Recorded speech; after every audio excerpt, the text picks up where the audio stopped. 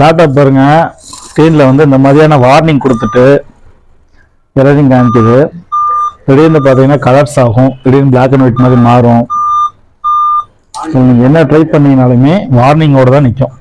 இந்த மாதிரியான கம்ப்ளைண்ட் ஏன் வருது, எதுக்கு வருது அப்படின்றதுக்கு ஒரு சிம்பிளான உதாரணம். இதுக்கு ஹார்ட் டிஸ்கில் வந்து நான் ஏற்கனவே சொன்ன ஒரு வீடியோவில் சொல்லியிருந்தேன், ரெண்டு variety SSD and hard disk. Hard disk வந்து ரன்னிங் சைக்கிள் ஃபால்ட் ஆச்சு அப்படின்னா அந்த லேப்டாப் மாதிரி டிஸ்க் வந்து எரர் ஆகிடும். அதுக்கடுத்து அதை நீங்கள் எதுவுமே பண்ணுறதுக்கு வேறு ஹார்ட் டிஸ்க் போட்டு தான் நீங்கள் ரன் பண்ணணும். பட் இது வந்து எஸ்எஸ்டி கார்டு. எஸ்எஸ்டி கார்டில் எப்படி இந்த ஃபால்ட் வருது அப்படின்னா, ஏற்கனவே சர்வீஸ் கொடுத்த இடத்துல எஸ்எஸ்டி கார்டு மாற்ற இடத்துல ஒரு லாக் இருக்கும். அந்த லாக்கை வந்து ப்ராப்பராக லாக் பண்ண மாட்டாங்க. ஒரு எப்படி சொல்றதுன்னா, ஒரு நூல் அளவு தான். அந்த கரெக்டான ஃபிட்டிங் உட்காராத பட்சத்தில் லேப்டாப் வந்து ட்ராவல் ஆகுது, ஒரு ட்ரெயின்லேயோ ஒரு கார்லேயோ பஸ்லேயோ ட்ராவல் ஆகுதுன்னா அந்த ஹார்ட் டிஸ்க் எப்படி டேமேஜ் ஆகுதோ அதே மாதிரி இந்த எஸ்எஸ்டியும் வந்து அந்த இடத்த விட்டு வெளில வந்துடும். அப்படி வெளில வந்துருச்சுன்னா இந்த மாதிரியான வார்னிங் சவுண்டு, இந்த மாதிரியான கம்ப்ளைண்ட்லாம் காமிக்கும்.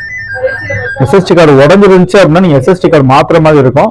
பட் இதில் எஸ்எஸ்டி கார்டு டேமேஜ் ஆகாம தான் இருக்கும் எனக்கு தெரிஞ்சு.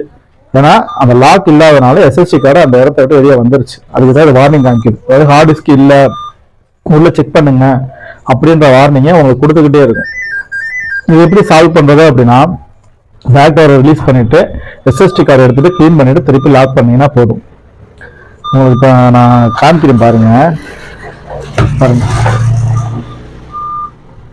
இது வந்து டெல் லேப்டாப்பு. நம்ம என்ன ட்ரை பண்ணாலுமே இதே மெத்தட்ல சவுண்ட் கொடுத்துக்கிட்டே தான் இருக்கும்.